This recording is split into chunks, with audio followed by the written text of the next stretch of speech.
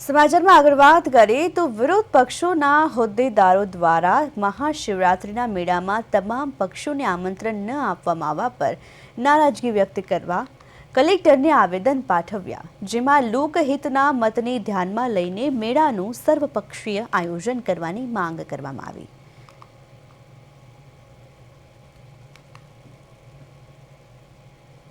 આપણે જોઈએ કે જે ભવનાથમાં મહાશિવરાત્રીનો મેળો હર વર્ષે યોજાય છે, પરિક્રમા યોજાય છે અને ત્યારે વહીવટી તંત્ર દ્વારા તમામ સર્વપક્ષીય બેઠક બોલાવવામાં આવે છે, જેમાં જે રાજકીય પક્ષો એમને બોલાવવામાં આવે છે। પરંતુ આ વખતે જ્યારે મિની કુંભ જાહેર થયો છે અને ભવ્ય આયોજનની વાતો થાય છે, ત્યારે આપણે જોઈએ કે કલેક્ટર કચેરી ખાતે આ વખતે માત્ર ભાજપના જ પક્ષના નેતાઓ અને પ્રમુખોને બોલાવવામાં આવ્યા છે। અન્ય પક્ષો જે છે, આપ છે, કોંગ્રેસ છે, CPM છે, એમ અલગ અલગ જે બોલાવવામાં આવતા છે, જુનાગઢમાં જે પક્ષ આવેલા છે, કોઈને પણ બોલાવવામાં નથી આવેલા।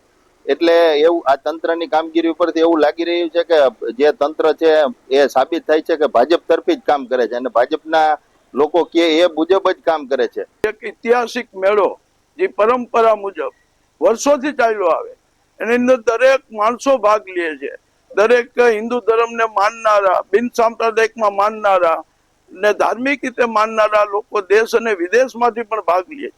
પણ આ વર્ષે એમ કે મિની કુંભ મેળાના નામ આપે સરકારશ્રીએ ભાજપનું જે કાર્ય કરવું જોઈએ, ભાજપનો જ પ્રચાર કરવો જોઈએ। અહીંયા એક પરંપરા રહી છે વર્ષોથી કે આયોજનની અંદર સર્વ પક્ષીને બોલાવવામાં આવે, સર્વ સંસ્થાને બોલાવવામાં આવે, એને વિશ્વાસમાં લેવામાં આવે